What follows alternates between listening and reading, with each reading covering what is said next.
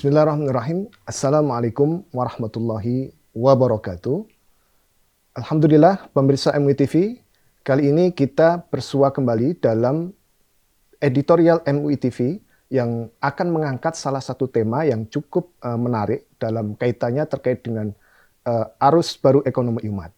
Nah, pemirsa MUI TV, jika kita melihat bagaimana gagasan-gagasan yang dibawa oleh Presiden Prabowo Subianto, terutama ketika beliau menyampaikan pidato perdana setelah pelantikan, beliau beberapa kali mengucapkan terkait dengan bahwa pemerintahan di bawah Prabowo akan menekankan pada ekonomi kerakyatan.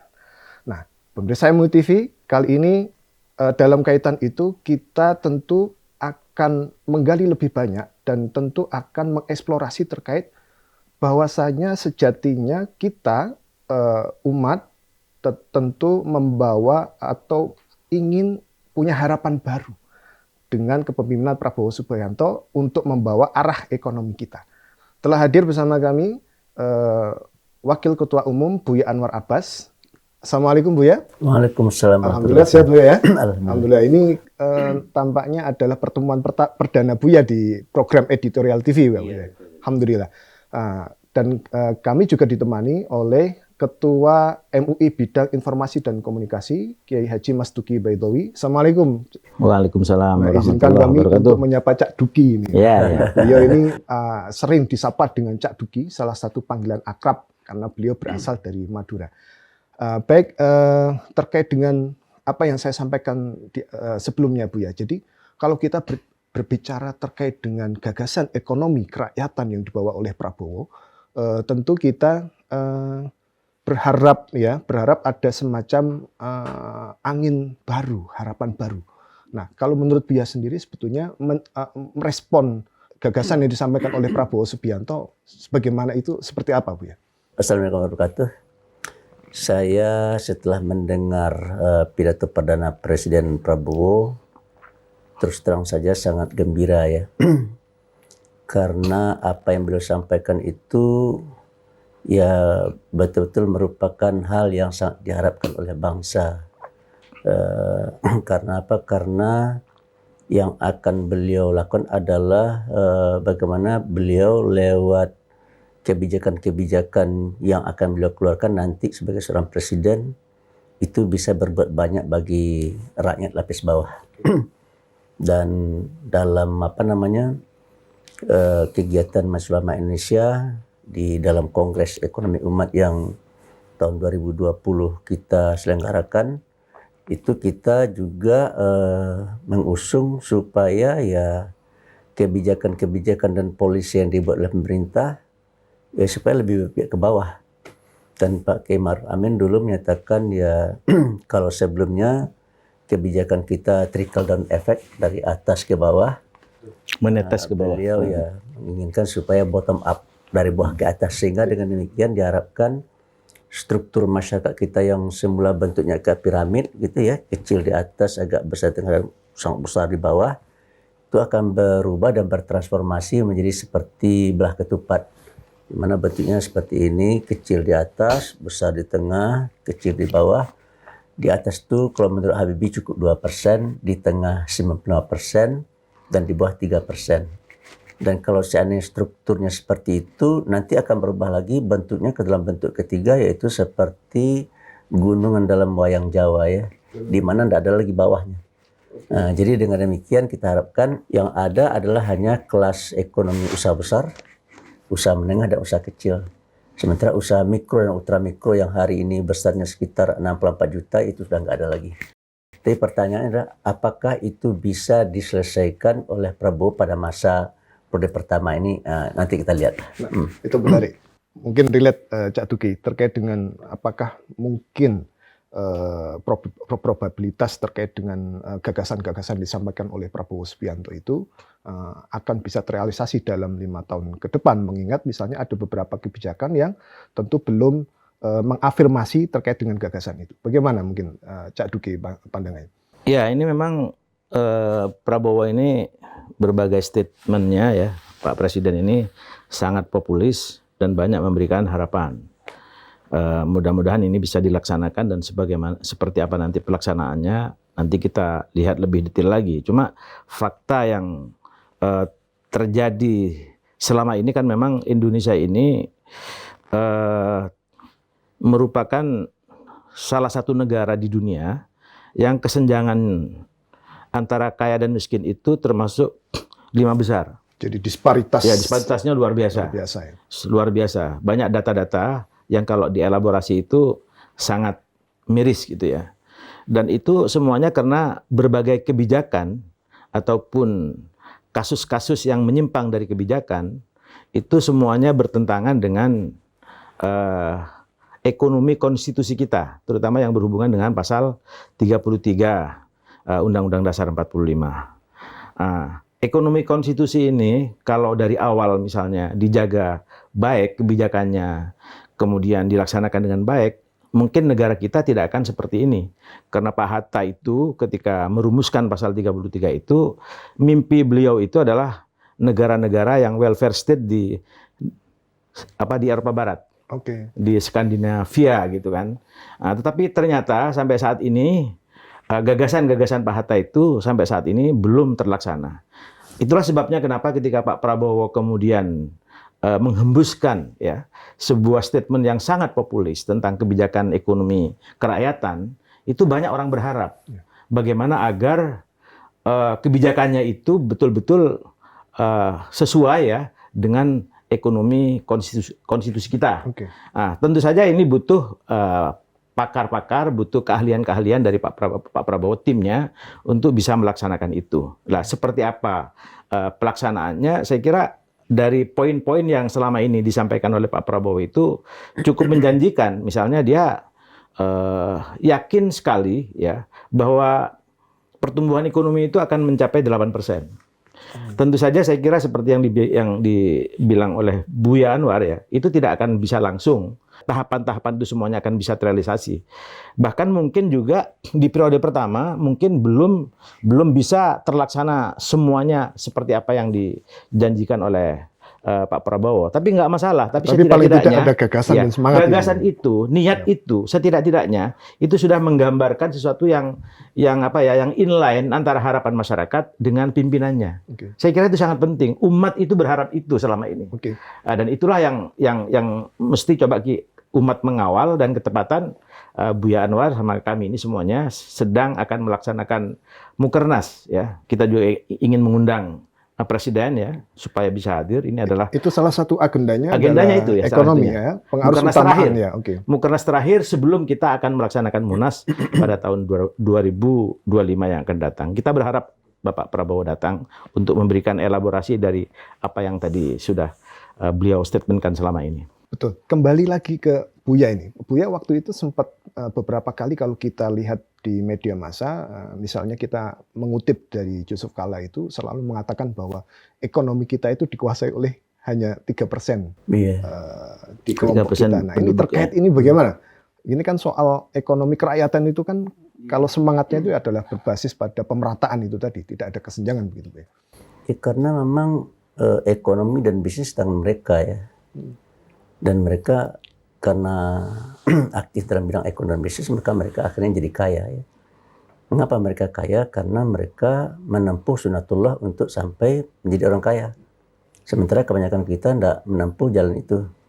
Karena kita banyak menempuh jalan yang akan mengantarkan kita menjadi karyawan, ya, jadi buruh.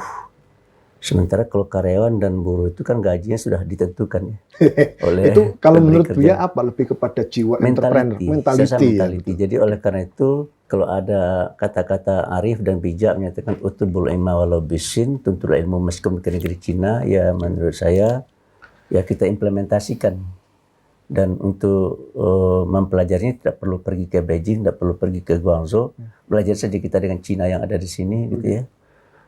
Di antaranya yang harus kita apakan adalah mentality ya. Mentality mereka itu sangat syarat dengan entrepreneur mentality atau minimal intrapreneur mentality. Sementara kita lebih didominasi oleh employee mentality. Jadi oleh karena itu kalau seandainya kita ingin perubahan, maka kita harus hijrah ya. Mungkin tidak semuanya harus hijrah, tapi sebagian besar atau minimal 20% dari umat ini bisa kita hijrahkan dari employmentality kepada entrepreneur mentality. Dan kalau seandainya itu bisa terwujud ya, maka yang akan ada di puncak-puncak piramid orang-orang kaya di negeri ini itu tidak hanya seperti sekarang. Kalau sekarang itu kan hanya dari 10 orang terkaya hanya 1 yang beragama Islam, dari 20 orang terkaya hanya 2 orang beragama Islam ya. Nah, tapi kalau seandainya kita bisa menggeser mentality umat ini dari employee mentality kepada entrepreneur mentality, maka insya Allah ketika muncul zaman keemasan Indonesia tahun 2045 ya, kita harapkan ya sesuai dengan proporsi ya. Umat Islam kan sekitar 90% di negeri ini. Tanpa menyingkirkan, tanpa melakukan hal-hal yang tidak terpuji, ya insya Allah ya kita akan bisa ya, kalau sesuai dengan proporsi semestinya dari 10 orang terkaya 9 beragama Islam semestinya ya. Ya, kalau berbicara soal strain, soal kekuatan kita, potensi kita untuk menuju bahwa membangun arus baru ekonomi umat yang berbasis. Tentu kalau kita berbicara ini UMKM ya Cak Duki ya. Jadi kekuatan UMKM di Indonesia ini kan sangat kuat. Ada sekitar 60 juta lebih UMKM lah begitu yang memang aktif di Indonesia. Nah, kalau kita berbicara strain atau kekuatan dari ekonomi umat itu sebenarnya letaknya pada apa begitu ya? Yang pertama pada jumlah umat itu sendiri ya. Jumlah umat begitu. Ya, itu potensi tersendiri ya Bu ya. 6,8 itu pasar ya. Udah jelas pasar tuh. Yang kedua menurut saya ya semangat yang bukan kekuatan tapi titik lemah ya. Seperti saya katakan tadi itu ya, weakness kita itu adalah pada mentality kita itu. Bagaimana kita akan bisa menjadi seorang pengusaha kalau seandainya jalan yang kita tempuh tidak mengarah ke situ ya. Kita melamar jadi pegawai negeri sipil gitu ya. Oleh karena itu kalau seandainya ada pegawai negeri sipil yang kaya, kata Rudini, jika seandainya dia tidak punya harta warisan yang banyak, atau istri atau suami yang jadi pengusaha, lalu dia kaya bisa punya rumah di Pondok Indah, maka Rudini menyatakan itu pasti dia dapat dengan cara-cara yang nggak benar. Gitu. Benar, ya. Oleh karena itu ya kita mengharapkan supaya umat Islam memberikan perhatian lebih kepada masalah entrepreneur mentality ini. Dan itu bisa kita lakukan lewat dunia pendidikan. Ciputra menyatakan bahwasanya dia prihatin dengan keadaan yang dialami oleh penduduk asli. Kenapa? Karena ya kata Ciputra, masa ekonomi negeri ini hanya dikuasai oleh segelintir orang yang jumlahnya 3%, yaitu dari kelompok Tionghoa, kata beliau ya. Dan beliau nggak suka dengan keadaan seperti itu. Oleh karena itu beliau ingin supaya penduduk asli juga bisa maju diri dalam dunia ekonomi dan bisnis. Dan itu ada 3 pilar yang menyangga, kata beliau ya, yang itu kebetulan tidak dimiliki oleh penduduk asli. Yang pertama orang tua. Orang tua ya. Yang Ini kedua orang tua apa? Warisan bapak dan ibunya pengusaha. Kalau Cina-Cina itu kan bapak dan ibunya pengusaha ya. Waris kalau bahasa Iya. itu pewaris. Kalau penduduk asli itu kan bapak dan ibunya pegawai negeri, tentara, polisi, misalkan gitu. Jadi tidak kurang mendukung. Yang kedua masyarakatnya, gitu ya. Kalau kita bergaul sehari-hari, kita tidak bergaul dengan pengusaha dan bisnismen ya, tapi kita bergaul dengan pegawai negeri, dengan guru ya, dengan dosen gitu kan. Yang ketiga adalah ya guru yang akan mendidik kita untuk menjadi entrepreneur itu tidak punya kita. Makanya bagi saya ya menarik apa yang ditabarkan dan disodorkan oleh Ciputra itu untuk bisa mengangkat penduduk asli ini supaya juga maju ekonomi bisnisnya ya. 3 hal ini harus diperhatikan. Tapi kalau ketiga-tiga tidak bisa ada ya minimal 1 guru. Bagaimana caranya lewat dunia pendidikan ya kita bisa mencetak entrepreneur. Dan oleh karena itu bagi saya ya mungkin barangkali yang penting dilakukan adalah pembiasaan. Bila murid-murid terbiasa berbisnis, maka itu akan menjadi kebiasaan bagi dia. Dan kalau seandainya itu menjadi kebiasaan, itu akan menjadi peradaban ya. Dan kalau itu terjadi ya, maka menurut saya ya keadaan umat di negeri ini tentu akan jauh lebih baik dari apa yang kita lihat hari ini. Gitu. Berbicara terkait dengan semangat tadi itu, Cak Duki. Semangat itu kalau kita berbicara itu kan kemarin beberapa hari lalu Majelis Ulama Indonesia dengan tegas melakukan pernyataan yang mendukung entrepreneurship yang dilakukan oleh warung-warung Madura begitu, Cak Duki. Nah ini sebetulnya pesan apa yang hendak disampaikan Majelis Ulama Indonesia untuk terkait dengan mendorong terus warung-warung Madura itu terus bertumbuh gitu? Ada dua hal ya, saya kira penting ya ke depan untuk terus kita gaungkan Majelis Ulama. Yang pertama itu pentingnya leadership ya. Kepemimpinan nasional itu saya kira sangat penting untuk dia mempunyai komitmen yang kuat untuk terus memandu sesuai dengan ekonomi konstitusi. Karena selama ini kepemimpinan nasional itu selalu manis bicara di depan, gitu ya. Tapi di tengah perjalanan biasanya di dalam prakteknya kemudian tergoda oleh konglomerat sehingga akhirnya komitmennya jadi balik lagi oligarki ya, begitu oligarki, ya. Nah, itu. Jadi komitmen itu saya kira sangat penting dari seorang pemimpin dan semua orang kita berharap, kita yakin bahwa kepemimpinan Pak Prabowo itu, kalau kita lihat dari ayahandanya juga, ayahandanya adalah seorang ekonom dan juga mempunyai komitmen yang kuat terhadap ekonomi kerakyatan. Dia punya sejarah ayahandanya dengan ekonomi benteng. Betul. Ekonomi benteng itu adalah kebijakan ekonomi yang pro terhadap bagaimana pribumi mesti bangkit. Sebagaimana tadi yang dibicarakan oleh Buya Anwar. Jadi kalau kita ngelihat Pak Prabowo dan ayahandanya, saya kira komitmen itu saya kira ada, kuat. Dan kita berharap seperti itu. Itu yang pertama. Lalu yang kedua sebenarnya yang paling pokok itu, dari berbagai survei yang dilakukan oleh berbagai lembaga terhadap pendidikan nasional kita itu, mental lulusan pendidikan kita, mulai dari lulusan SMP, lulusan SMA, lulusan perguruan tinggi atau yang sederajat, semuanya pengen jadi pegawai negeri. Jadi lebih itu kepada saya kira mindsetnya itu berbahaya. Okay. Jadi ini mindsetnya itu sangat tergantung kepada orang lain, kepada lembaga atau kepada siapa. Sehingga kalau seperti yang tadi kita mau membangun entrepreneurship, saya kira mindset ini harus diubah. Dan cara mengubahnya seperti apa? Dari cara belajar, dari kurikulum, dari guru, dan seterusnya. Bagaimana agar output dari pendidikan nasional itu menghasilkan satu mindset yang entrepreneurship, seorang entrepreneur gitu. Kalau itu bisa, dua hal itu, saya kira itu adalah modal dasar, maka harapan yang tadi disampaikan oleh Buya Anwar itu akan mudah terrealisasi. Tadi Cak Duki sempat menyebut terkait dengan gagasan ekonomi yang disampaikan oleh bapaknya Prabowo. Jadi ada, kalau saya menggarisbawahi sebenarnya ada dua, Buya sama Cak Duki, yang relate dengan ekonomi kerakyatan. Yang pertama adalah menghindari ketimpangan, terus yang kedua KKN.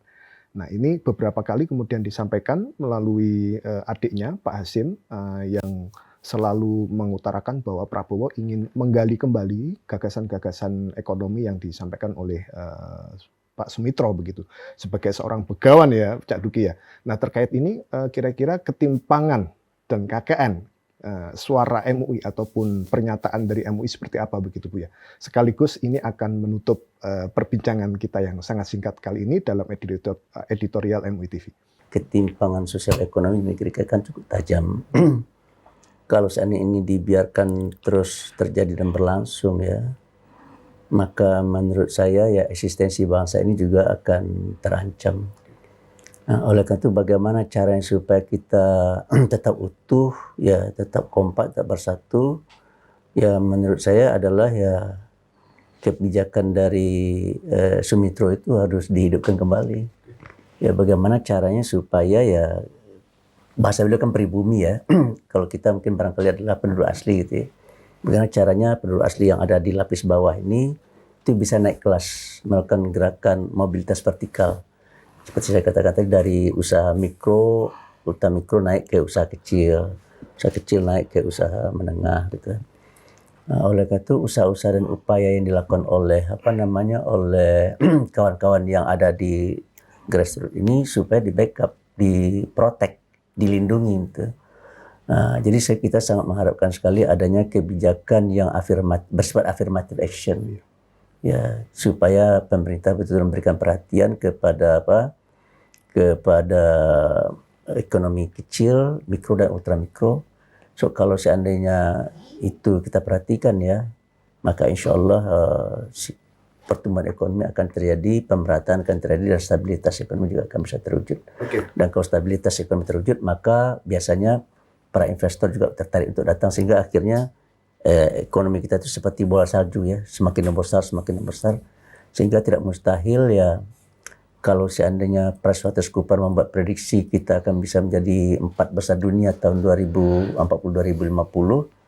ya mungkin bisa dipercepat gitu ya pada periode akhir 5 periode tahun, ya. Prabowo 5 ini tahun, minimal 5 sudah tahun mendatang ya memperlihatkan begitu. titik terang ke arah situ gitu. Kita harapkan itu. Oke, baik, Cak Duki sebagai closing statement. Iya, jadi yang paling bermasalah di kita itu kan kelas menengah ini kan makin hari makin merosot jumlahnya, gitu. Padahal kelas menengah ini kan penyangga bagi sebuah negara untuk bergeraknya ekonomi. Itu saya kira menjadi hal yang pertama bagi kebijakan presiden baru, ya, untuk bagaimana mencegah jangan sampai kelas menengah ini terus runtuh. Itu saya kira sangat penting untuk pijakan ekonomi ke depan. Dan Pak Prabowo sebagai presiden, kebijakan pertamanya juga sudah mengambil langkah afirmatif.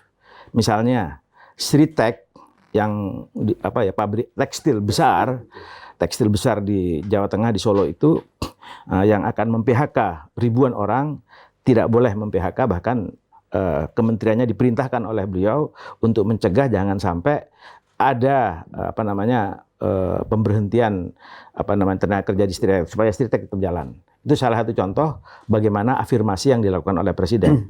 Dan masih dibutuhkan lagi berbagai afirmasi langkah-langkah bagaimana supaya kelas menengah ini terus bertahan bahkan bisa tumbuh lagi. Karena itulah saya kira yang paling pokok kalau kita berbicara ekonomi kerakyatan, ekonomi umat, bagaimana tentang kelas menengah ini harus terus bertahan. Nah, terutama di dalamnya juga ada kelas menengah Muslim. Saya kira itu juga penting untuk dipertahankan. Yang kedua, saya kira tadi saya menekankan kembali mindset tentang jiwa entrepreneurship itu harus dibangun oleh sistem pendidikan, baik vokasi ataupun pendidikan yang lain, semuanya. Jadi sepakat semua negara dari berbagai aspeknya, stakeholdernya untuk membangun itu. Karena kalau enggak ya akhirnya ya kita hanya berbicara menginginkan itu, tetapi tidak terrealisasi karena hanya sebatas keinginan. Baik, sebelum kita akhiri editorial MUI TV kali ini, izinkan saya membaca sebuah closing statement. MUI memberikan dukungan terhadap realisasi ekonomi kerakyatan, bukan ekonomi keelitan. Ekonomi yang berkeadilan, bukan ekonomi berketimpangan. Ekonomi yang mensejahterakan, bukan ekonomi yang menyengsarakan. Kita berharap gagasan dan pengarus utamaan ekonomi kerakyatan ini terafirmasi dan terlaksana hingga ke tingkat terkecil, yaitu keluarga-keluarga Indonesia di pelosok daerah. Dengan demikian, tidak terjadi apa yang diperingatkan Al-Quran dalam surat Al-Hasyr ayat 7, kaila yakuna dulatan bainal aghniya'i minkum, supaya harta itu jangan beredar di antara orang-orang kaya saja di antara kamu. Saya Muhammad Nasir Nasrullah, ditemani tamu-tamu kita yang sangat istimewa, Buya Anwar Abbas dan Cak Duki. Terima kasih atas segala perhatiannya. Akhirul kalam, saksikan terus editorial MUI TV, rujukan umat, inspirasi dunia. Assalamualaikum warahmatullahi wabarakatuh. Waalaikumsalam warahmatullahi wabarakatuh.